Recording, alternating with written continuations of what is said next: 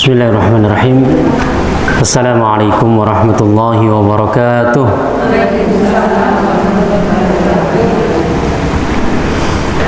Alhamdulillahi rabbil alamin. Wa bihi nasta'inu ala umuri dunya waddin. Wassalatu wassalamu ala asyrafil anbiya'i wal mursalin wa ala alihi wa sahbihi ajma'in. Subhanaka la ilma lana illa ma 'allamtana innaka antal alimul hakim. Rabbi syrah li sadri wa yassir li amri wahlul 'uqdatam min lisani yafqahu qawli, amma ba'du. Ibu-ibu jamaah yang dirahmati Allah Subhanahu wa taala.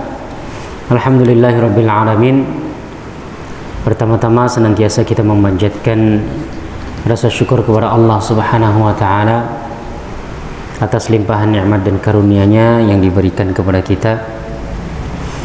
Pada kesempatan kali ini kita masih dipertemukan lagi untuk kita melanjutkan kajian kita membaca kisah-kisah tentang kehidupan perempuan di zaman Nabi Sallallahu Alaihi Wasallam. Terakhir kita sampai di halaman keberapa? 183. 182 sudah Bu ya? Oke. Di bagian keempat ini B. Yang A sudah? Oke. Kita masih berbicara tentang bab besarnya adalah tentang hubungan para istri Nabi Sallallahu Alaihi Wasallam, istri-istri Rasulullah dengan masyarakat setelah hijab diwajibkan. Artinya walaupun antara istri Nabi dengan orang lain itu harus ada pembatas ketika mereka berinteraksi, tetapi itu tidak menghalangi mereka untuk tetap berinteraksi. Artinya istri-istri Rasulullah Sallallahu Alaihi Wasallam sebagai masyarakat, juga sebagai anggota masyarakat, apalagi sebagai ibu-ibu kaum muslimin, mereka mau tidak mau harus berinteraksi dengan masyarakat yang lain, karena agama ini ada hablum minallah, hablum minan nas, hubungan dengan Allah, hubungan dengan manusia, sehingga agama ini tidak menghendaki adanya orang yang uzlah, menyendiri, melarikan diri dari masalah-masalah atau menghindari dari masyarakat karena ingin fokus beribadah semuanya kan, ingin selamat sendiri gitu. Enggak. Islam ini mengajak kita agar kita selamat dan juga membuat orang lain selamat. Makanya ada amar ma'ruf nahi mungkar, mengajak kepada kebaikan, mencegah dari kemungkaran. Jadi bukan hanya untuk sendiri ya, masuk surga sendiri, ibadah sendiri, enggak. Maka ketika kita mengajak masyarakat kepada kebaikan, mau tidak mau kita harus berinteraksi dengan mereka. Nah, kisah-kisah yang kita baca ini bagaimana interaksi para istri Nabi Sallallahu Alaihi Wasallam dengan masyarakat beliau. Kita mungkin mengulang lagi dari nomor 4, memperhatikan masyarakat dan permasalahannya. Artinya istri-istri Rasulullah Sallallahu Alaihi Wasallam memperhatikan apa yang terjadi di masyarakat ini, masalah-masalah apa yang dialami oleh masyarakat. Kalau bisa mereka memberikan masukan, memberi masukan, memberi solusi, memberikan jalan keluar, dikasih jalan keluar. Ummu Salamah, salah satu istri Nabi Sallallahu Alaihi Wasallam, namanya Ummu Salamah. Kepeduliannya terhadap pidato umum, artinya pidato yang dilakukan oleh Rasulullah Sallallahu Alaihi Wasallam, khutbah atau ceramah atau kajian, itu beliau ikut mendengar gitu. Dari Ummu Salamah, istri Nabi Sallallahu Alaihi Wasallam, dia berkata, aku pernah mendengar beberapa orang menyinggung tentang telaga Nabi Sallallahu Alaihi Wasallam. Ini telaga ini bagi siapa yang meminumnya tidak akan pernah kehausan selamanya, dan ini memang Allah berikan kepada umat Nabi Muhammad Sallallahu Alaihi Wasallam. Jadi berbicara Rasulullah tentang telaga ini, bahwasanya nanti aku menunggu kalian di telaga dan kalian akan meminum telaga itu. Barang siapa yang meminumnya, dia tidak akan pernah haus selamanya. Aku pernah mendengar beberapa orang menyinggung tentang telaga, padahal aku belum pernah mendengar hal itu dari Rasulullah Sallallahu Alaihi Wasallam. Pada suatu hari, ketika seorang pelayan perempuan menyisir rambutku, aku mendengar Rasulullah berkata dalam khutbahnya, atau dalam ceramahnya beliau berkata, wahai sekalian manusia, segera kukatakan kepada pelayanku, coba tinggalkan aku dulu. Artinya Rasulullah memanggil, wahai orang-orang.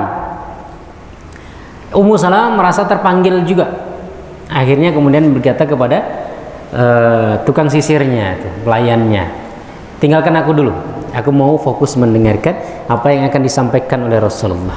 Pelayanku menjawab, beliau hanya memanggil kaum lelaki dan tidak memanggil kaum wanita. Artinya Rasulullah itu berbicara kepada kaum laki-laki, bukan kepada kaum perempuan, sehingga tidak perlu kita mendengar, maksudnya begitu. Aku berkata, aku juga manusia.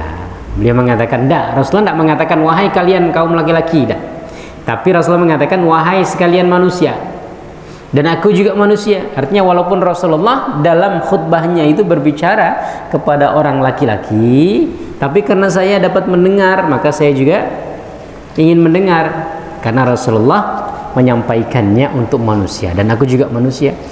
Maka di sini perempuan juga bagian dari manusia. Laki-laki dan perempuan itulah yang membentuk manusia. Aku mendahului kalian berada di telaga, kata Rasulullah, aku mendahului kalian berada di telaga. Artinya aku menunggu kalian di telaga itu. Camkanlah, janganlah ada di antara kalian yang datang untuk menjaga dan membelaku seperti unta sesat. Maksudnya jangan ada salah seorang di antara kalian itu yang tidak sampai meminum telaga itu. Allah menyediakan telaga itu untuk umatku, dan aku menunggu kalian nanti di telaga. Jangan sampai kalian tidak minum telaga itu. Ya, aku bertanya, mengenai apa itu? Artinya siapa Rasulullah yang tidak bisa minum telaga itu tadi? Lalu dijawab, kamu tidak tahu apa yang bakal bertanya mereka ada-adakan perbuatan sepeninggalmu. Rasulullah bertanya kepada Allah Subhanahu wa taala, karena Allah mengatakan nanti ada sebagian umatmu itu yang tidak bisa minum telaga itu. Benar, Rasulullah bertanya, ya Allah, kenapa ke umatku ada yang nggak bisa minum? Dijawab bahwasanya nanti ada orang-orang itu yang keluar dari agama. Di zaman Rasulullah dia Islam, tetapi setelah Rasulullah meninggal dia kembali kepada kekufuran, murtad. Maka orang-orang seperti itu tidak berhak untuk mendapatkan telaga. Kamu tidak tahu apa yang bakal mereka ada-adakan perbuat sepeninggalmu. Artinya mereka melakukan hal-hal yang tidak diajarkan oleh Nabi Shallallahu Alaihi Wasallam. Lalu aku berkata, sungguh sial, artinya sungguh celaka orang itu, sungguh merugi orang tersebut. Zainab binti Jahsh, ini salah satu istri Nabi Shallallahu Alaihi Wasallam juga. Usaha dan sumbangannya untuk kebaikan. Dari Aisyah radhiyallahu anha dikatakan bahwa sebagian istri Nabi bertanya kepada Nabi Shallallahu Alaihi Wasallam, siapakah di antara kami yang paling cepat menyusul engkau? Artinya Rasulullah, setelah engkau meninggal, kira-kira siapa yang paling cepat meninggal setelahmu? Dia, istri Rasulullah nanya gitu. Tidak tahu kenapa nanya begitu. Tiba-tiba nanya kapan matinya. Siapa yang duluan mati setelah Rasulullah? Nabi SAW menjawab, orang yang paling panjang tangannya di antara kalian. Yang paling panjang tangannya. Panjang tangan maksudnya apa? Suka memberi apa suka nyolong? Kalau di sini suka memberi. Kalau orang Indonesia panjang tangan suka nyuri, Ibu. Suka nyolong. Ya. Oke, kita lanjutkan dulu. Nabi menjawab, orang yang paling panjang tangannya di antara kalian. Lalu mereka mengambil sepotong bambu untuk mengukur panjang hasta mereka.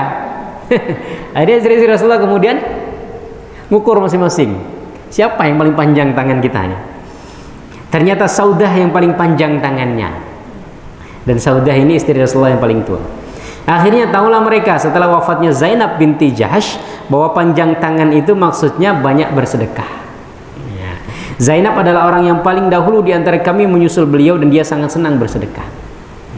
Maka dalam memahami agama kita ini, ya, dalam memahami dalil baik Quran maupun Sunnah adalah istilah-istilah yang disebut dengan majaz, kiasan, begitu ya, isti'arah, tasbih dan lain sebagainya. Itu dalam bahasa ilmu balaghah, ya, dianggap kiasan. Ya, tangan yang di atas lebih baik daripada tangan yang di bawah. Maksudnya apa? Orang memberi lebih baik daripada menerima. Nah, kalau dibalik yang ngasih dari bawah, ngambil di atas gimana? Sama saja kan? Nah, maka kadang-kadang kita jangan terpaku kepada bahasa kiasannya. Jangan terpaku kepada zahir lafalnya. Banyak orang yang terpaku kepada zahir lafalnya sehingga salah memahami. Ya, istri-istri Rasulullah awalnya salah memahami, sehingga mereka mengukur tangan mereka masing-masing, dan Rasulullah tidak menjelaskan di sini ya.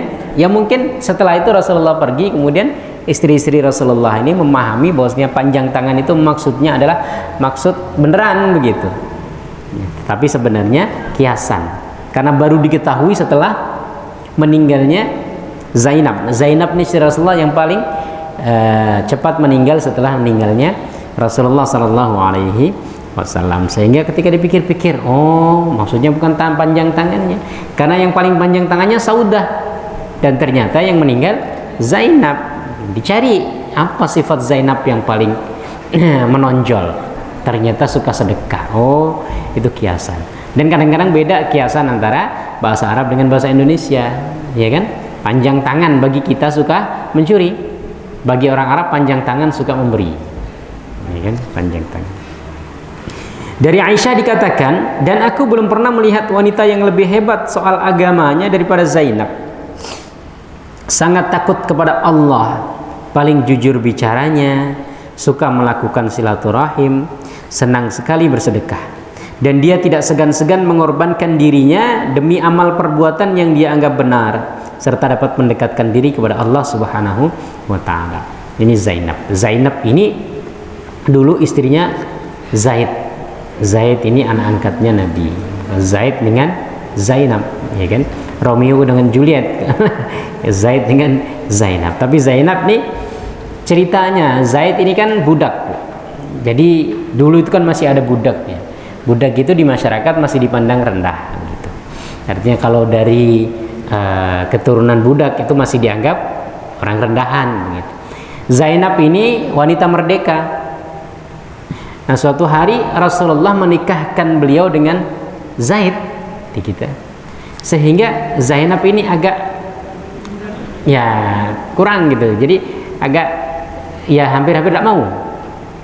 Kemudian turun ayat Allah Subhanahu wa Ta'ala, tidak berhak bagi seorang mukmin laki-laki maupun perempuan apabila sudah ada ketetapan dari Allah dan Rasulnya mereka mikir-mikir gitu. Artinya mereka memilih-milih lagi, tidak boleh. Kalau Rasulullah menetapkan sekian begini, Allah menetapkan begini, maka bagi orang yang beriman, sami'na wa ata'na, kami mendengar, kami taat, tidak perlu lagi mikir-mikir. Maka lahumul khiyaratu, tidak boleh lagi menimbang-nimbang atau memilih-milih, karena Rasulullah pasti memilihkan yang paling baik. Allah pasti memberikan hukum hakam yang paling baik gitu ya. Nah, Zainab ini awalnya dia agak ragu karena dia dari wanita merdeka, sementara Zaid dari hamba sahaya begitu. Tetapi kemudian akhirnya beliau mantap, kemudian menikah. Seiring berjalannya waktu, karena perbedaan tadi Ibu, akhirnya kehidupan rumah tangganya agak susah juga untuk menyatu. Jadi Zaid sebagai hamba sahaya, maksudnya dari keluarga hamba sahaya ya, dari orang hamba sahaya, kemudian Zainab dari keluarga merdeka. Jadi dalam kehidupan rumah tangganya tidak akur gitu. Jadi Zainab ini kadang-kadang ngomongnya agak tinggi, sehingga Zaid kemudian ngeluh kepada Rasulullah. Rasulullah kayaknya sudah tidak cocok lagi kita. Artinya nggak bisa mempertahankan pernikahan kita. Tapi Rasulullah kemudian mengatakan kepada Zaid, tahan. Artinya tetap pertahankan pernikahan kamu. Padahal Rasulullah tahu, Allah sudah mengilhamkan kepada Rasulullah kemungkinan ini tidak bertahan lama. Karena ya tadi, makanya dalam pernikahan itu perlu juga adanya sekufu gitu ya. Kufu itu ya bukan berarti ada kasta, tapi tidak. Kadang-kadang kehidupan orang ini memang ya dia cocok dengan orang yang sesuai dengan kehidupan dia, ya kan? Semuanya kaya banget dengan miskin banget, kadang-kadang agak repot juga. Ya kadang-kadang mungkin antara suami dengan istri bisa, nanti keluarga yang agak, ya kan, susah. Ya, yang miskin terlalu minder kalau semuanya ketemu dengan keluarga yang dari satunya yang kaya, atau bahkan yang kaya kadang-kadang agak merendahkan miskin. Sebenarnya tidak masalah, ya, tapi kadang-kadang untuk kebaikan antara suami dan istri perlu juga kufu itu. Artinya sekufu ini setandingan, selevel begitulah. Dari sisi keilmuan juga kadang-kadang kan perlu. Artinya ini pendidikannya tinggi, ini pendidikannya rendah. Takutnya nanti pas ngobrol tidak nyambung, ya kan begitu. Jadi bukan Islam membatasi, tidak, tapi untuk kebaikan saja. Nah, dilihat juga gitu ya. Tapi kalau semuanya bisa dijalani dengan baik, suami dan istri, walaupun ada perbedaan yang jauh, tetap bisa menjalani kehidupan dengan baik, keluarga juga masih bisa memahaminya, maka silahkan saja. Tapi ada kejadian di zaman Rasulullah yang bisa kita ambil contoh gitu ya, seperti Zainab dengan Zaid ini. Jadi karena perbedaan ya kasta istilahnya lah, kalau di Islam kan bukan kasta, status sosial lah istilahnya ya, status sosial itu ya, sehingga kehidupan mereka seperti itu. Zainab, apalagi perempuan, yang perempuan itu seharusnya tunduk sama laki-laki, tapi karena dia merasa dari keluarga merdeka, ya kan, kadang-kadang agak tinggi bahasanya. Kemudian kadang-kadang Zaid juga merasa agak minder gitu, sehingga dia datang kepada Rasulullah SAW curhat gitu ya. Rasulullah, gimana ini, saya mau menceraikan istri saya Zainab. Rasulullah mengatakan, amsik 'alaika zaujak wattaqillah, pertahankan istrimu, bertakwalah kepada Allah ya. Padahal Rasulullah ini sebenarnya tahu kemungkinan ini tidak bertahan lama, karena ya seperti itu tadi, ini berjalan bukan hanya 1-2 hari, ini sudah agak lama. Zaid dan Zainab ini memendam dua-duanya seperti sedang tidak ada kecocokan. Nah, akhirnya lama-lama kemudian mereka bercerai beneran. Setelah mereka bercerai beneran, kemudian Allah memerintahkan kepada Nabi untuk menikahi Zainab ya, untuk menikahi Zainab, sehingga Zainab ini kemudian menjadi istri Nabi Sallallahu Alaihi Wasallam. Al-Hafidz Ibnu Hajar berkata, Hakim meriwayatkan dalam bab manaqib dari bukunya Al-Mustadrak dari Aisyah, dia berkata, Zainab adalah seorang wanita pengrajin, bisa menyamak dan menjahit kulit. Dari hasil usahanya disumbangkan di jalan Allah. Hakim berkata, hadis ini menurut syarah Muslim. Maka perempuan juga tidak masalah berprofesi, jadi apapun boleh. Ini punya Zainab ini punya keahlian ya kan, keahlian. Dia bisa menyamak, bisa menjahit dan lain sebagainya. Maka perempuan juga boleh, ya. Maka berprofesi juga boleh. Kemudian Ummu Salamah, salah satu istri Nabi juga, dimintai pendapat untuk menangani krisis pembangkangan umum. Ini kisahnya kayaknya sudah pernah kita baca, tapi kita ulang lagi. Dari Miswar bin Makhramah dan Marwan, satu sama lain saling membenarkan berkata bahwa Rasulullah keluar pada masa peristiwa Hudaybiyah, perjanjian damai yang terjadi di suatu daerah namanya Hudaybiyah antara Rasulullah dengan orang-orang Mekah.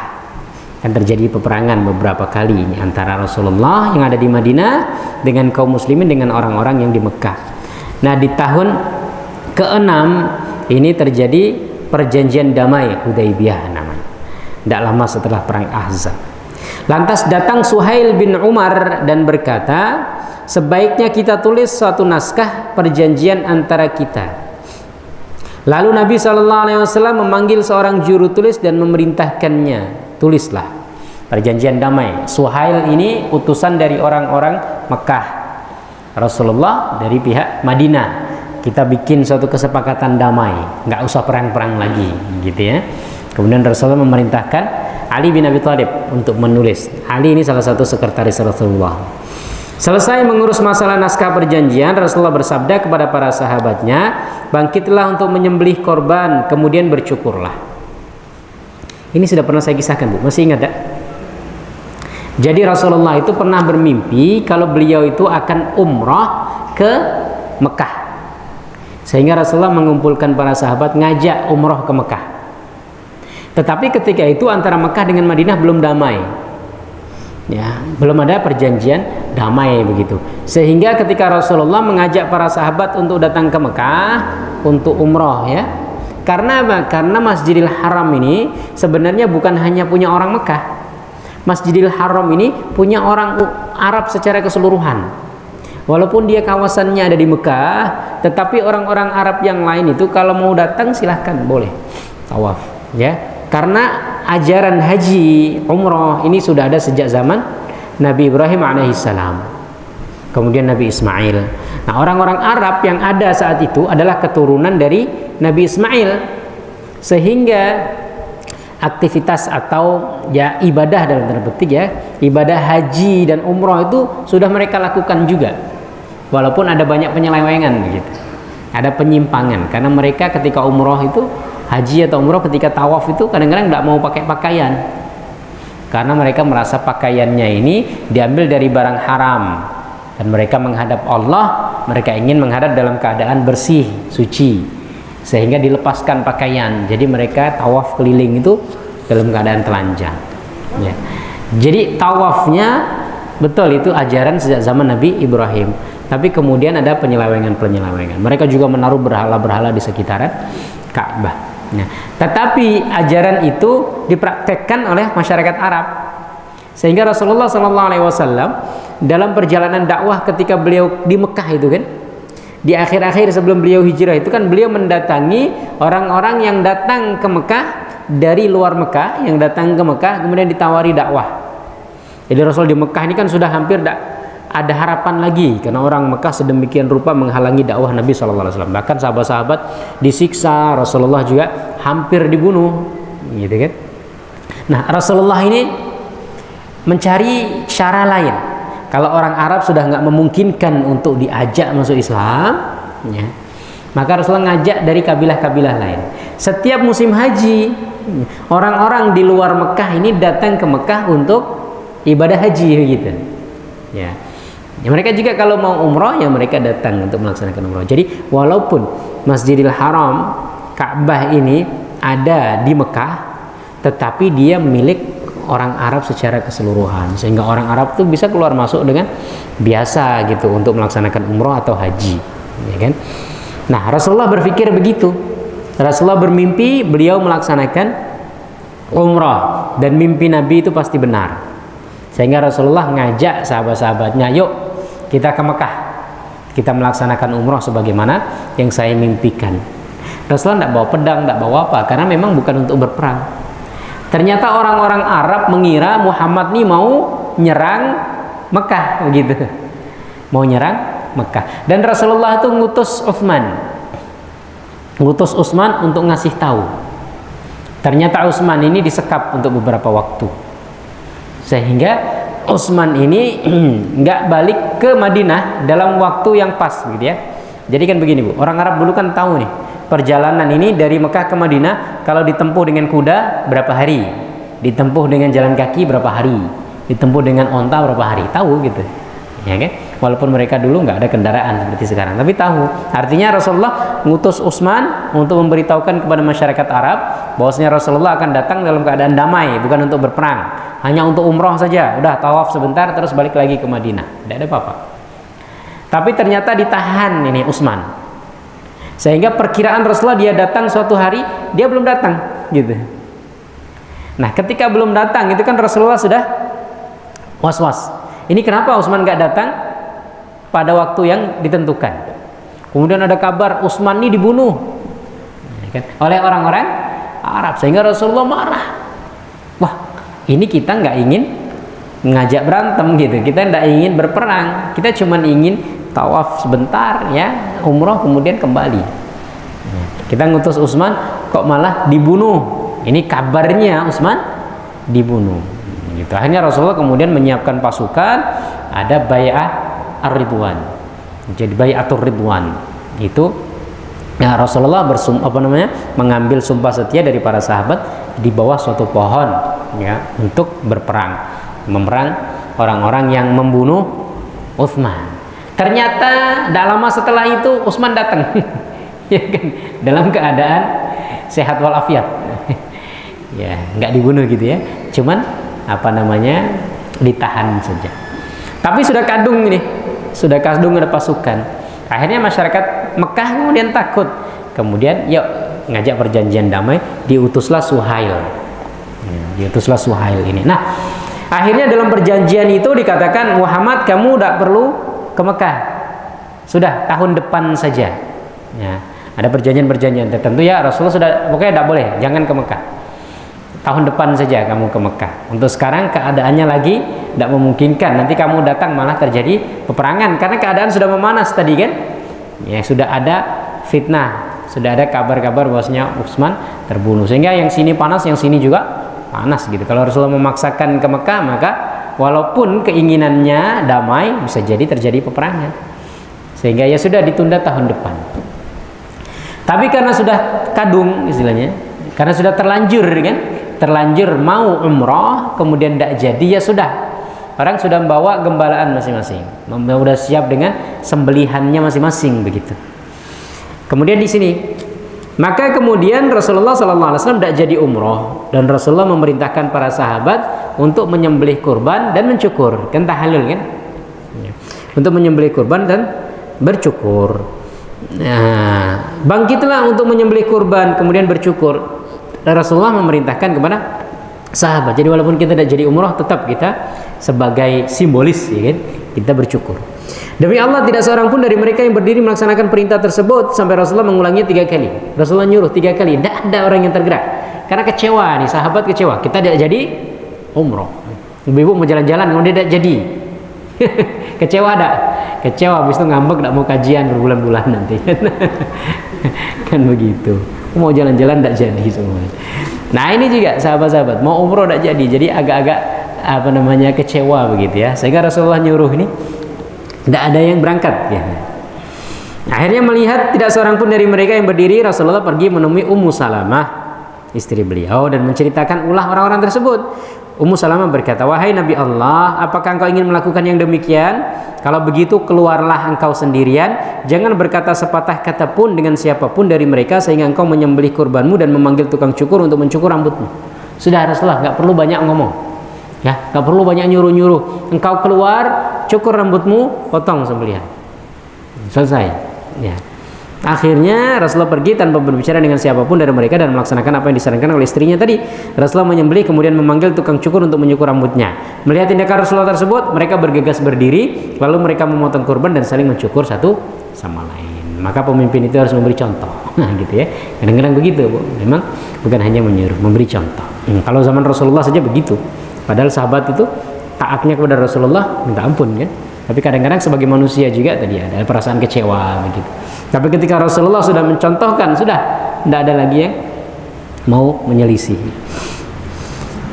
D. Ummu Salamah lagi, simpatinya terhadap beberapa laki-laki yang sedang menghadapi ujian berat. Beliau bersimpati. Ya.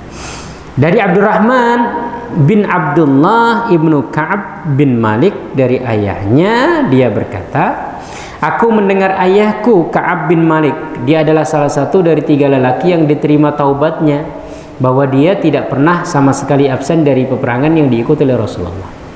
Jadi kisahnya tuh dalam perang Tabuk, ada perang Tabuk.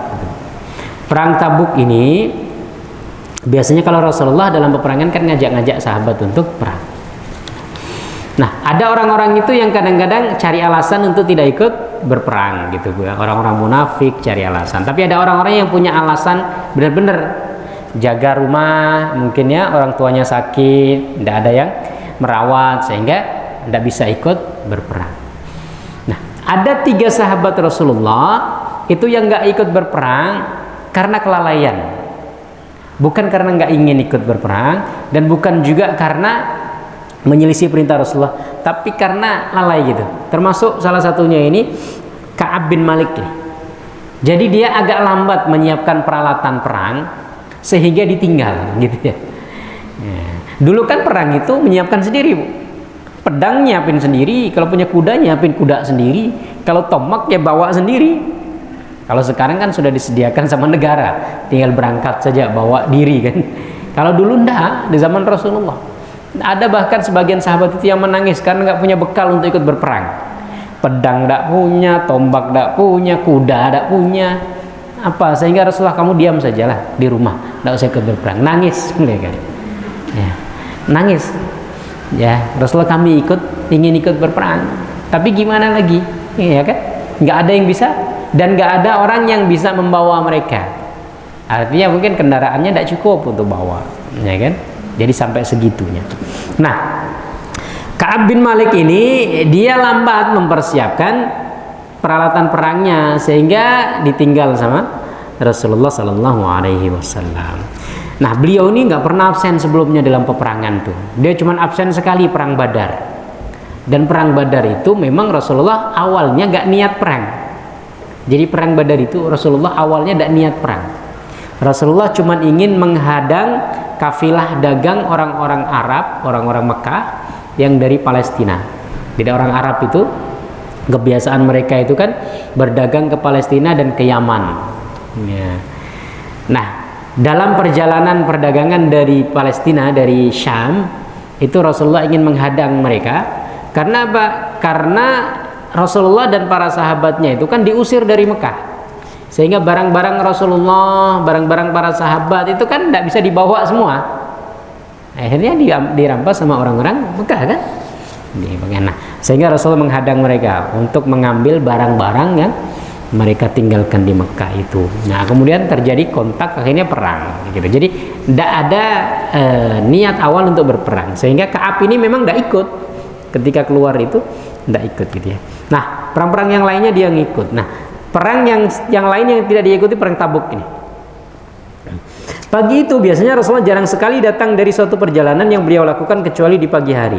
Dan sewaktu datang dari perjalanan, biasanya terlebih dahulu beliau pergi ke masjid untuk melaksanakan salat 2 rakaat. Biasanya Rasulullah begitu. Datang dari perjalanan, biasanya mampir salat 2 rakaat di masjid baru pulang ke rumah. Kadang juga sebelum pergi beliau juga sholat 2 rakaat. Beliau melarang orang-orang berbicara denganku dan kedua sahabatku.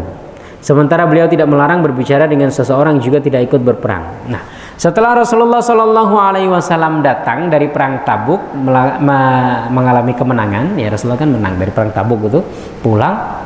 Akhirnya orang-orang yang tidak ikut perang itu kan datang ke Rasulullah, menyampaikan alasan masing-masing gitu. Rasulullah datang kan, Rasulullah biasanya datang di masjid. Nah, orang-orang yang tidak ikut perang itu biasanya langsung mendatangi Rasulullah, menyampaikan alasannya. Ada orang-orang munafik itu yang cari alasan. Rasulullah saya begini begitu. Rasulullah tahulah biar tidak apa-apa, ya kan? Ini orang munafik ini memang ya begitu, cari alasan terus. Setiap mau diajak perang cari alasan terus. Tapi mereka itu berbohong, gitu kan? Berbohong ini itu sehingga Rasulullah ya sudah. Ada 3 orang ini yang jujur. Termasuk salah satunya Ka'ab bin Malik. Rasulullah, saya ini sebenarnya kuat secara fisik. Saya juga punya persiapan ini. Tapi ya itu tadi ya, saya lalai, jadi saya hanya tertinggal dari rombongan, saya nggak ikut berperang. Nah, Rasulullah nggak bisa menetapkan.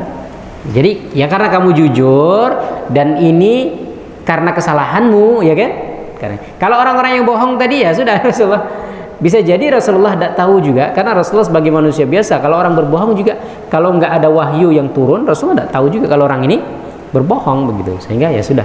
Nah, sahabat ini jujur, dia tidak mau berbohong. Padahal kalau berbohong bisa saja. Rasulullah saya sakit, lagi lemah, dan enak badan, kan begitu kan? Sama kayak kita kadang-kadang kan begitu ya, cari alasan, ya kan? Nah, sahabat ini tidak mau dia. Saya tidak mau berbohong. Kalau berbohong bisa saya sebenarnya. Kalau saya berbohong selesai, artinya saya selamat dari Rasulullah. Tapi kalau suatu saat Rasulullah dikasih tahu oleh Allah bahwasanya saya bohong, bahaya. Ya kan begitu ya. Nah, setelah Rasulullah tahu, akhirnya Rasulullah sudah sebagai hukuman nggak boleh orang berbicara dengan 3 orang ini. Jadi sahabat 3 orang ini yang justru jujur menyampaikan alasannya, ya sebagai bentuk pembelajarannya, Rasul mengatakan kamu tidak boleh ya kayak hukuman sosial. Orang-orang tuh nggak boleh ngomong sama mereka, jadi mereka dikucilkan dari masyarakat. Dan orang tahu gitu. Artinya kalau ada orang yang tidak ikut perang, padahal dia mampu, itu akan dikucilkan secara sosial. Ya kan, orang ini malas, orang ini itu, orang ini munafik dan lain sebagainya, pokoknya begitulah ya kan, tidak ikut berperang. Artinya ada hukuman sosial begitu. Walaupun Rasulullah nggak menghukum secara fisik. Beliau melarang orang-orang berbicara denganku dan kedua sahabatku, karena ada 3 orang tadi. Sementara beliau tidak melarang berbicara dengan seseorang yang juga tidak ikut berperang selain kami. Karena yang lain tadi punya alasan masing-masing. Ada yang benar, ada yang bohong begitu. Sehingga Rasulullah ya memaafkan. Akibatnya orang-orang menghindar dan tidak mau berbicara dengan kami. Aku terus menghadapi keadaan yang demikian sehingga berlarut-larut masanya. Bayangkan ya, dikucilkan oleh masyarakat gitu ya. Sampai Ka'ab bin Malik ini ke pasar, tidak ada yang mau ngomong. Ya, ke masjid sholat, tidak ada yang mau ngajak ngomong. Gimana perasaannya? Tidak ada satu yang aku pikirkan selain agar aku segera mati. Artinya sampai pengen mati, udahlah aku mati aja lah daripada hidup seperti ini kan, dikucilkan. Biarlah Nabi tidak mensolatiku atau Rasulullah yang meninggal, dan biarlah kedudukanku tetap seperti itu di tengah masyarakat, yaitu ketika orang-orang tidak mau berbicara denganku dan tidak mau mensolatiku. Lantas Allah menurunkan taubatnya kepada kami lewat Nabi SAW. Kemudian Allah turunkan ayat yang memberikan ampunan kepada 3 orang ini secara langsung. Ya kan? Ya, Allah memberikan ampunan. Ini sudah diampuni, selesai. Akhirnya ketika Allah mengampuni, maka Rasulullah juga mengampuni dan sahabat kemudian bergembira. Ya. Yaitu ketika orang-orang tidak mana tadi? Ketika lantas Allah menurunkan taubatnya kepada kami lewat Nabi sallallahu alaihi wasallam. Artinya ada ayat yang turun. Wa 'ala tsalatsati alladziina khulifu, ya gitu. Dan orang-orang 3 orang yang dikucilkan dari itu, Allah menerima taubatnya. Ketika malam tinggal sepertiga terakhir, sedangkan Rasulullah ketika itu berada di rumah Ummu Salamah. Jadi ayat itu datang di sepertiga malam terakhir, ya, yang memberikan taubat kepada Ka'ab bin Malik dan 2 sahabatnya tadi. Ummu Salamah tetap bersikap baik dan memberikan perhatian yang serius terhadap masalah yang kuhadapi. Jadi Ummu Salamah ini enggak seperti yang lain, mengucilkan kan, tidak mau ngomong. Ummu Salamah ini empati, dia kasihan sebenarnya, tapi karena Rasulullah melarang juga tidak bisa berinteraksi. Maka lalu Rasulullah berkata, hai Ummu Salamah, Ka'ab telah diberi taubat. Ketika Ummu Salamah tahu bahwasanya Allah sudah mengampunkan Ka'ab dan 2 sahabatnya tadi, maka Ummu Salamah kemudian mengatakan, kalau demikian caranya, Ummu Salamah berkata, apakah tidak sebaiknya aku dikirim kepada Ka'ab untuk menyampaikan berita gembira ini padanya? Rasulullah, artinya izinkan aku untuk datang kepada Ka'ab untuk apa? Untuk ngasih kabar gembira ini. Tapi kabar gembira ini datangnya kapan, Bu? Sepertiga malam terakhir. Dia kan masih malam gitu. Jadi belum pagi nih, masih sepertiga malam terakhir. Itu turun wahyu kepada Rasulullah menyampaikan tentang diterima taubatnya tadi. Ummu Salamah yang dikasih tahu pengen langsung ngasih tahu karena saking empatinya kepada 2 orang ini, sampai 50 hari dalam riwayat itu. Jadi Ka'ab bin Malik ini terkucilkan selama 50 hari. Kemana-mana tidak ada yang nyapa, nggak ada yang ngajak ngomong, semua orang menghindar. Bayangin, bahkan sebagian ada yang mengikatkan diri di masjid gitu ya, artinya menghukum diri sendiri karena sampai seperti itu, ya kan. Nah, supaya Allah menerima taubat. Nah, ketika melihat Allah sudah menurunkan taubatnya, Ummu Salamah yang sudah lama menyimpan rasa kasihan ini, pengen langsung datang gitu. Kemudian Rasulullah mengatakan, kalau demikian caranya manusia akan ramai karenamu sehingga mereka tidak akan tidur sepanjang malam ini. Kamu datang keluar malam-malam, nanti orang ramai, artinya malah ganggu orang. Sehingga ketika Rasulullah melaksanakan sholat subuh, beliau mengumumkan kepada seluruh jamaah tentang taubat yang telah diberikan Allah kepada kami, kepada Ka'ab bin Malik dan 2 sahabatnya tadi. Adalah Nabi SAW ketika mendapatkan berita gembira, wajahnya bersinar bagaikan potongan rembulan. Jadi Rasulullah juga sebenarnya tidak mau menyiksa dalam tanda petik ya sahabatnya tadi, Bu. Tapi karena memang mereka bersalah, harus dikasih hukuman begitu.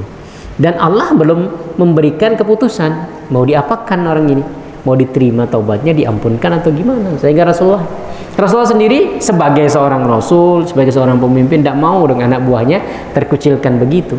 Tapi tidak ada yang bisa dilakukan lagi. Maka ketika Rasulullah mendapatkan wahyu bahwasanya Ka'ab diterima taubatnya, diampuni oleh Allah, beliau juga senang. Beliau gembira minta ampun. Rasulullah kalau gembira, ya kan, itu seperti wajahnya bersinar seperti potongan rembulan. Adalah kami 3 orang yang tidak ikut berperang yang telah diterima dari mereka yang mengajukan alasan ketika Allah telah menurunkan taubat kepada kami. Ketika Nabi menyebutkan orang-orang yang mendustakan Rasulullah dari orang-orang yang tidak ikut berperang dan mereka mengajukan alasan yang batil, ya kan, alasan yang diada-adakan, maka mereka disebut-sebut dengan seburuk apa yang telah disebutkan oleh seseorang. Allah berfirman, mereka orang-orang munafik mengemukakan uzurnya kepadamu apabila kamu telah kembali dari mereka, kembali dari peperangan kepada orang-orang munafik dari medan perang. Katakanlah, janganlah kamu mengemukakan uzur, kami tidak percaya lagi padamu, karena sesungguhnya Allah telah memberitahukan kepada kami di antara kabar-kabar rahasiamu. Di awal tadi Rasulullah tidak tahu. Rasulullah sebagai manusia biasa nggak tahu tentang gaib kecuali apa yang diinformasikan oleh Allah. Maka ketika Rasulullah nggak dapat informasi dari Allah, orang yang menyampaikan uzurnya ya diterima saja. Selama uzurnya itu ada kan, walaupun banyak juga yang berbohong, terutama orang-orang munafik tadi. Nah, ada 3 orang ini yang jujur justru mendapatkan hukuman begitu. Tetapi ujungnya baik. Ujungnya Allah terima ampunannya, dan justru orang yang berbohong memberikan alasan yang palsu batil tadi Allah cela dia. Kan di sini kan. Dan orang-orang munafik mengemukakan uzurnya kepada kamu setelah kamu kembali dari peperangan. Katakanlah, jangan kamu mengemukakan uzur. Artinya aku tidak menerima uzur kalian. Dan Allah serta Rasulnya akan melihat pekerjaanmu, kemudian kamu dikembalikan kepada yang maha mengetahui yang gaib dan yang nyata, lalu dia memberitakan kepadamu apa yang telah kamu kerjakan. Maka di antara pelajaran, kadang-kadang kita bohong itu memang selamat, tapi untuk sementara, kan begitu Bu ya. Di ujungnya kadang-kadang dengan kita jujur itu memang menyakitkan, ya kan? Kadang-kadang dengan jujur kita justru dapat ya sesuatu yang nggak kita inginkan. Tapi yakinlah di ujungnya nanti akan baik, ya kan? Di akhirnya akan baik. Sementara orang yang bohong, dia akan menutupi kebohongan terus. Kalau tidak, nanti dia akan ketahuan di akhirnya. Ketahuan di akhirnya berarti kan akhirnya tidak baik, begitu ya. Makanya qulil haqqa walau kana murran. Katakanlah yang benar walaupun itu pahit. Pahit bagi orang yang menerima maupun pahit bagi kita yang mengatakan. Pahit bagi orang yang menerima itu contohnya kita mengatakan kepada orang yang zalim, seorang pemimpin yang zalim, ente zalim, kan pahit bagi orang yang menerima kan. Ya kan, tetap kita katakan selama itu hak. Kadang pahit bagi kita dengan kita mengatakan ente zalim, kita akhirnya dihukum, ya kan, atau kita dicambuk atau kita dipenjara dan lain sebagainya.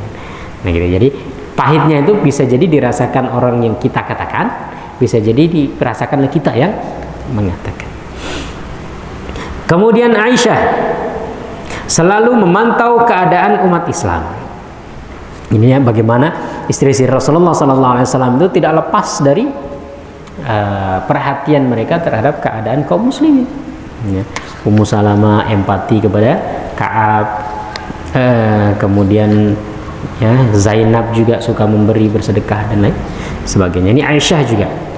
Dari Abdurrahman ibnu Shumamah, dia berkata, aku mendatangi Aisyah untuk menanyakan sesuatu kepadanya. Aisyah bertanya kepadaku, siapakah kamu ini? Aku jawab, aku adalah seorang laki-laki penduduk Mesir. Dia bertanya, bagaimana sikap pemimpinmu di negeri sana? Dia Aisyah. Aku menjawab, kami tidak pernah menyangkalnya sama sekali. Apabila ada di antara kami seseorang yang mati untanya, lalu orang itu diberi unta atau budak, maka dia diberi budak, atau butuh belanja, maka dia diberi belanja. Dia berkata, Aisyah berkata, aku tidak peduli terhadap apa yang telah dilakukan kepada saudaraku sendiri, yaitu Muhammad bin Abu Bakar. Namun aku ingin memberitahukan kepadamu sesuatu yang pernah aku dengar dari Nabi Shallallahu Alaihi Wasallam di rumahku ini, ketika beliau bersabda, ya Allah, barang siapa yang menjadi pemimpin umatku dalam bidang apapun, dalam sisi apapun, lalu dia menyusahkan mereka, maka balaslah perbuatannya itu, maka susahkanlah dia. Rasulullah, maka hati-hati kalau kita memimpin, ya, kita memegang urusan orang, kita susahkan, Allah akan menyusahkan urusan kita. Ini sudah doa Nabi. Jadi hati-hati menyusahkan urusan orang. Nah, kadang-kadang di Indonesia begitu. Kalau bisa susah ngapain? Mudah, kan begitu ya. Dibuat berbelit-belit, akhirnya harus nyogok lah, harus nyuap lah, harus ini itu. Barang siapa yang menjadi pemimpin umatku dalam bidang apapun, lalu dia berlaku lembut kepada mereka, memudahkan mereka, balas pula lah perbuatannya tersebut. Artinya mudahkanlah urusannya. Ini ya. Dan Allah mengatakan, wallahu fi aunil abdi maka al-abdu fi auni akhihi. Allah akan membantu hambanya selama hamba itu membantu saudaranya. Maka kita kalau memudahkan orang, insya Allah Allah mudahkan urusan kita. Kalau kita nyusahkan orang, Allah akan memberikan kesusahan bagi kita. Ya, ini juga pelajaran ya bagi siapapun yang memegang kekuasaan, memegang urusan orang lain. Kalau memang bisa mudahkan, mudahkan. Kalau memang urusannya harus susah, ya memang tidak bisa lagi kan begitu ya. Tapi kalau soalnya bisa kita mudahkan, membantu orang, menyenangkan hati orang, itu juga sedekah. Idkhalus sururi fi qulubil mu'minina sadaqah. Memasukkan kebahagiaan di hati seorang mukmin itu adalah sedekah. Tersenyum saja sedekah. Hafsah juga istri Nabi SAW, anaknya Umar. Keprihatinannya atas krisis dan kekhalifahan Islam. Dari Umar bin Khattab, dia berkata, aku menemui Hafsah dan dia bertanya kepadaku, apakah kamu tahu bahwa ayahmu tidak menunjuk seorang khalifah? Umar bin Khattab ketika dia mau meninggal, dia tidak menunjuk siapapun untuk melanjutkan siapa akan jadi khalifah setelahnya. Umar membentuk satu tim begitu biar mereka berembuk. Ada 6 orang yang ditunjuk oleh Umar. Kalian 6 orang berembuk, silahkan siapa yang mau kalian pilih. Tapi Umar tidak menentukan siapa yang akan jadi penerus saya begitu. Aku jawab memang, dan rasanya dia tidak mungkin melakukan itu. Hafsah berkata seharusnya dia melakukannya. Di hadapan Hafsah aku bersumpah untuk meyakinkan bahwa sebenarnya aku sudah menyarankan hal itu kepada ayahku. Tetapi dia diam saja sampai aku merasa bosan sendiri dan tidak mau membicarakan lagi dengannya. Tetapi aku rasakan seakan-akan aku sedang memikul gunung di pundak kananku. Makanya aku kembali lagi menemuinya. Dia bertanya kepadaku mengenai keadaan manusia dan aku jawab seperti adanya. Kemudian aku bilang kepadanya, aku mendengar orang-orang pun mengatakan sesuatu dan aku bersumpah akan menyampaikan hal itu kepadamu. Mereka membicarakan tentang sikapmu yang tidak mau menunjuk seorang khalifah pengganti Umar. Mereka menganggap sikap itu naif sekali. Sebagai seorang penggembala unta atau menggembala kambing saja misalnya, engkau tidak akan bisa membiarkan hewan-hewan itu terlantar dan terlunta-lunta karena harus engkau tinggalkan. Apalagi jika yang engkau gembalakan itu adalah manusia. Artinya seharusnya Umar engkau tunjuk siapa yang akan melanjutkan kepemimpinan. Ternyata ucapanku itu telah disetujui. Ternyata ucapanku itu dia setujui. Sejenak dia menundukkan kepalanya, kemudian mengangkatnya mengarah kepadaku seraya berkata, sesungguhnya Allah yang maha mulia lagi maha agung akan senantiasa menjaga agamanya. Artinya Allah yang menjaga, bukan seperti kambing saya yang jaga. Maka kalau saya hilang harus ada yang ganti. Agama ini Allah yang menjaga. Walaupun saya tidak menunjuk siapa setelahku, Allah yang akan menentukan. Sekiranya aku tidak menunjuk seorang khalifah, aku rasa hal itu sudah pernah dilakukan oleh Rasulullah. Dan Rasulullah sendiri setelah beliau meninggal nggak pernah menunjuk siapa yang akan melanjutkan. Kan? Artinya Rasulullah itu nggak pernah menunjuk, oh nanti setelah saya meninggal si A. Sehingga kemudian terjadi perselisihan antara ahlu sunnah dengan Syiah. Orang Syiah menganggap setelah Rasulullah itu Ali yang jadi pemimpin. Gitu. Ahlu sunnah mengatakan tidak harus Ali. Dan ternyata setelah melakukan suatu musyawarah, sahabat Ansar dan sahabat Muhajirin itu menunjuk Abu Bakar As-Siddiq, kan begitu ya. Sehingga ya Abu Bakar yang terpilih. Tapi orang-orang Syiah masih menganggap bahwasanya Ali yang seharusnya jadi pemimpin, sehingga Abu Bakar itu dianggap merampas kepemimpinan Ali. Umar juga merampas kepemimpinan Ali. Utsman juga merampas kepemimpinan Ali. Jadi pemimpin-pemimpin sebelum Ali ini dianggap merampas haknya Ali gitu. Padahal Rasulullah nggak pernah menunjuk memang. Cuman berdasarkan isyarat gitu. Kalangan ahlu sunnah mengatakan sebelum Rasulullah meninggal itu Rasulullah menyuruh Abu Bakar untuk menjadi imam ketika Rasulullah sakit kan. Ketika Rasulullah sakit tidak dapat beliau mengimami, Rasulullah itu menunjuk Abu Bakar untuk mengimami sholat. Seakan-akan itu isyarat bahwasanya Abu Bakar yang akan menjadi pemimpin setelah Nabi. Tapi tidak jelas Rasulullah mengatakan itu. Orang-orang Syiah mengatakan Rasulullah pernah mengatakan dalam suatu peperangan, ya, barang siapa yang menjadikan aku pemimpin maka Alilah pemimpinnya. Artinya Rasulullah memberikan kekuasaan kepada Ali dalam satu peperangan ya. Kemudian beliau mengatakan barang siapa yang menjadikanku sebagai pemimpin maka Alilah pimpinannya. Gitu. Sehingga orang Syiah menganggap Alilah yang berhak menjadi pemimpin. Jadi sama-sama isyarat gitu. Tapi Rasulullah nggak jelas. Setelah saya meninggal Ali yang jadi pemimpin, atau setelah saya meninggal Abu Bakar yang jadi pemimpin. Tidak jelas dua-duanya, begitu ya. Sehingga ya perbedaan pendapat itu terjadi. Nah, Sesungguhnya Allah Maha Mulia, Maha Agung akan senantiasa menjaga agamanya. Sekiranya aku tidak menunjuk seorang khalifah, aku rasa hal itu sudah pernah dilakukan Rasulullah. Dan sekiranya aku menunjuk seorang khalifah, maka hal itu sudah pernah dilakukan oleh Abu Bakar. Tapi Abu Bakar ini menunjuk. Setelah Abu Bakar itu sudah ditunjuk Umar. Jadi sebelum Abu Bakar meninggal, Abu Bakar ini sudah menyerahkan. Nanti setelah aku meninggal, yang akan menjadi khalifah siapa? Umar. Maka kalau Umar tidak menunjuk, itu tidak masalah karena Rasulullah tidak pernah menentukan. Kalau seumumnya Umar menentukan, maka Umar juga tidak salah karena Abu Bakar menentukan Umar sebagai pelanjutnya, pemimpin setelah Abu Bakar begitu. Maka hal itu sudah pernah dilakukan Abu Bakar. Abdullah bin Umar berkata, demi Allah, begitu dia menyinggung-nyinggung nama Rasulullah dan Abu Bakar, maka tahulah aku bahwa dia memang bermaksud untuk tidak menunjuk seorang khalifah atau penggantinya. Dan ternyata Umar memilih mengikuti Rasulullah dengan tidak menunjuk siapa yang akan melanjutkan kepemimpinan setelah Umar. Maka dalam Islam sebenarnya masalah ini bebas saja. Mau ditunjuk, mau tidak ditunjuk, boleh saja. Maka kalau kerajaan boleh dalam Islam itu tidak masalah. Dari bapak nunjuk anak, gitu kan? Anak nunjuk anak lagi, tidak masalah. Yang penting umat Islam itu setuju. Yang penting umat Islam setuju. Kalau nggak ditentukan dengan pemilihan umum, ya kan? Kan setelah presiden A, kan nggak langsung ditunjuk siapa presiden setelahnya.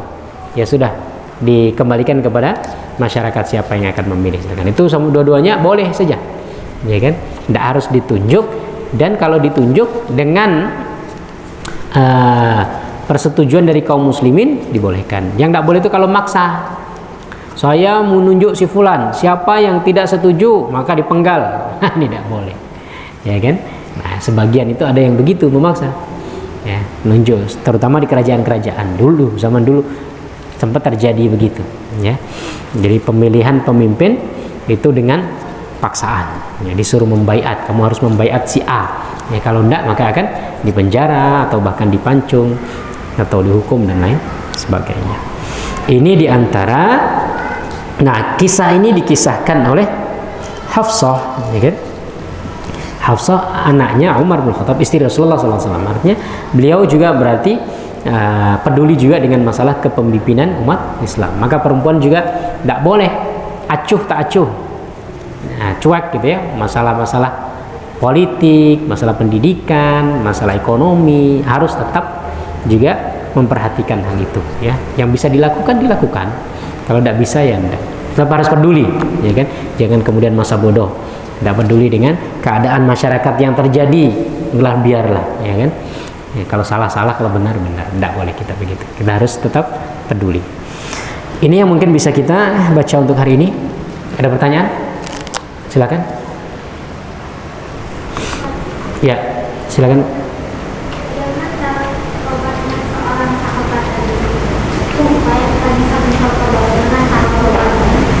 Taubatnya sahabat tadi. Ya. Taubat itu yang pertama menyesal pasti. Artinya menyesali ya perbuatan yang pernah kita lakukan. Sahabat tadi menyesal. Ketika Rasulullah datang dia nyesal. Rasulullah saya menyesal tidak ikut. Ya. Kadang-kadang ada orang yang melakukan suatu kejahatan atau dosa, justru dia senang. Nah, ini Rasulullah tidak suka dan Allah SWT murka. Orang sudah ditutupi kesalahannya, aib-aibnya, kemudian dia ditampakkan sendiri.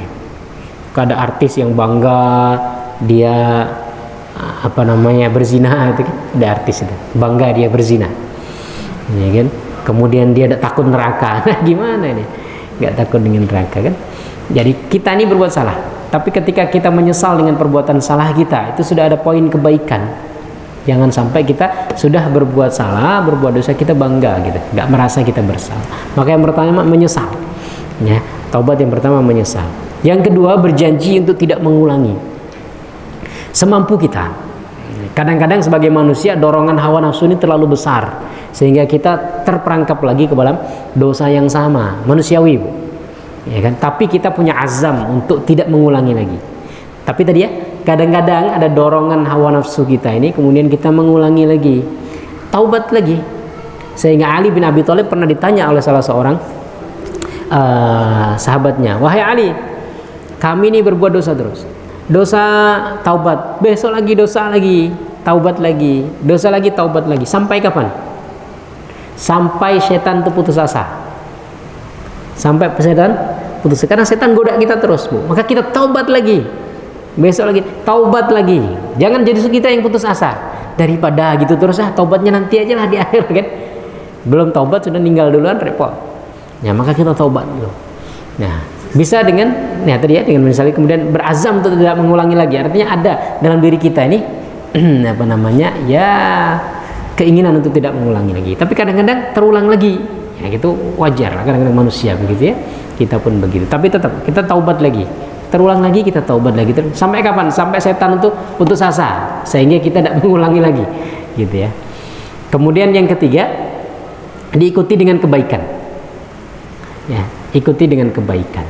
Artinya ketika kita melakukan suatu dosa, apa yang kira-kira bisa lakukan dari kebaikan? Karena Rasulullah mengatakan, wa atbi'is sayyi'atal hasanata tamhuha. Ikutilah keburukan dengan kebaikan supaya dapat menghapus. Nah, kita tahu tadi berbuat salah, ya Allah, saya dosa tadi ya. Yang nyesal, kemudian istighfar sudah pasti ya. Istighfar, minta ampun kepada Allah, berazam tidak mengulangi. Coba lagi salat. Maka ada salat taubat. Boleh tidak salat taubat? Boleh. Ya Allah, tadi saya berbuat dosa ini. Ya. Kemudian salat 2 rakaat. Salat taubat seperti salat sunnah biasa. Atau sedekah, ya Allah, saya sedekah ini.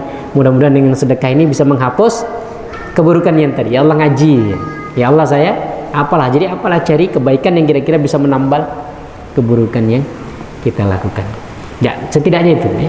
Jadi sahabat tadi dia sudah melakukan itu, penyesalan sudah, kemudian ya azam untuk tidak mengulangi lagi. Kemudian yang ketiga, beliau juga melakukan kebaikan, artinya tetap beliau datang sholat ya, dan berinteraksi dengan masyarakat dengan baik. Cuman tadi ya, hukuman sosial yang diterapkan oleh Rasulullah itu memang menyakitkan. Ada sebagian itu yang sampai menyakiti diri tadi ya, sampai mengikat dirinya di masjid. Nah, kadang-kadang begitu. Kita nggak dianjurkan lah begitu ya, sampai kita menyakiti. Tapi kadang-kadang ada sahabat yang begitu. Dia pengennya, sampai saking pengennya dia supaya Allah mengampuni dia tuh, dia menyakiti diri sendiri.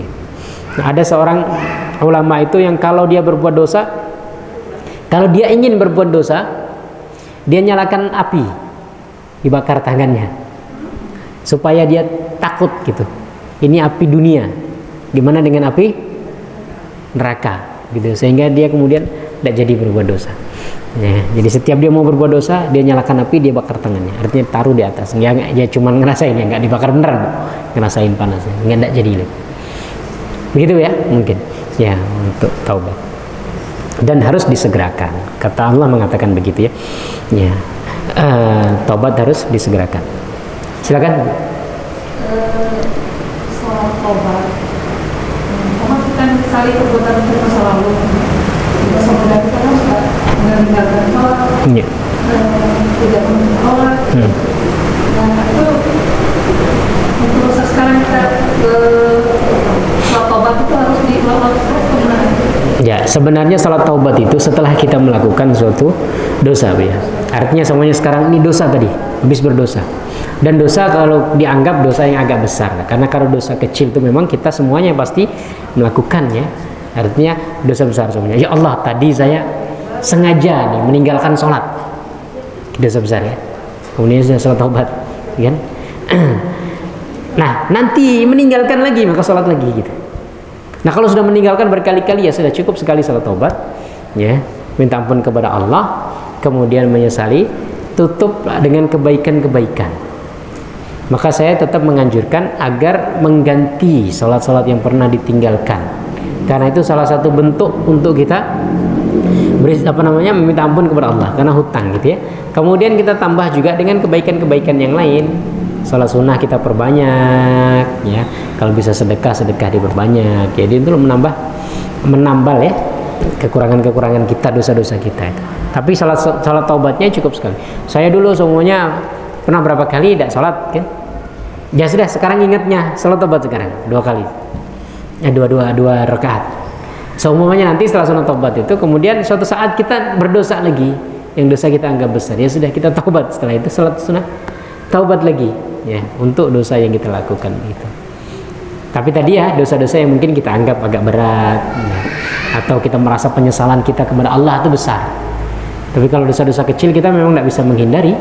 Pastilah kita kadang-kadang ngomongin orang ya kan, Kita kadang-kadang ini itu juga dan lain sebagainya. Begitu Bu. Yang lain ada? Ya, silakan. Azab. Azan di dalam kuburan. Oh, azan di dalam kuburan. Ini sih masalah adat Bu ya. Ya, masalah adat. Dan itu bukan syariat istilahnya, bukan wajib dan bukan haram kalau menurut saya. Walaupun mayoritas ulama tidak menganjurkan. Tetapi kalau semuanya ada yang melakukan, itu bukan sesuatu yang saya anggap bukan sesuatu yang haram betul, ya kan? Karena apa? Karena lafal yang dibacakan juga lafal azan kan. Jadi maksudnya itu supaya karena ketika awal kita lahir, ya yang kita dengar adalah lafal-lafal azan. Maka ketika terakhir juga, ya pengennya itu mayat itu mendengar apa enggak? Mendengar, mereka mendengar, ya kan? Mereka kan mendengar srek-srek sandal kita, kan begitu ya?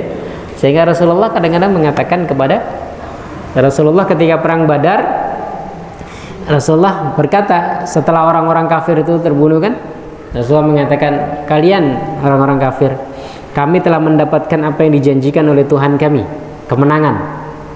Karena Allah menjanjikan kemenangan dalam perang Badar. Apakah kalian mendapatkan apa yang dijanjikan oleh Tuhan-Tuhan kalian? Rasulullah ngomong kepada orang-orang musyrikin yang mati. Kalau mereka nggak bisa mendengar, ngapain Rasulullah ngomong? Itu ya, yang pertama. Yang kedua, ketika kita masuk kubur, kita ada doa. Doanya apa? Assalamualaikum ya ahlad diyar. Kita mengucapkan kepada siapa itu? Kepada pohon-pohon, batu-batu, atau kepada siapa? Mendengar tidak mereka? Mereka mendengar. Kita ucapkan salam. Kalau enggak, ngapain kita nyampaikan salam? Cuman mereka tidak bisa ngomong. Kalau mereka bisa ngomong, kita yang repot kan? Maka saya tidak menganjurkan. Saya secara pribadi tidak menganjurkan untuk azan di kuburan. Tapi kalau ada, tidak masalah. Itu masalah khilafiyah, masalah perbedaan pendapat yang tidak bisa tidak bisa pasti begitu. Tidak. Sama juga. Mereka juga punya dalil, ya kan? Yang tidak melakukan juga punya dalil. Dalilnya tadi itu. Karena di awal kita diadzani, maka di akhir kita diadzani, dan orang yang dikubur juga mendengar gitu ya. Orang yang meninggal juga mendengar sebagaimana orang hidup. Allahu a'lam. Itu cukup. Insyaallah kita cukupkan. Kita lanjutkan pada kesempatan yang lainnya. Aku qouli hadza wa astaghfirullahal azim li wa lakum. Wassalamualaikum warahmatullahi wabarakatuh.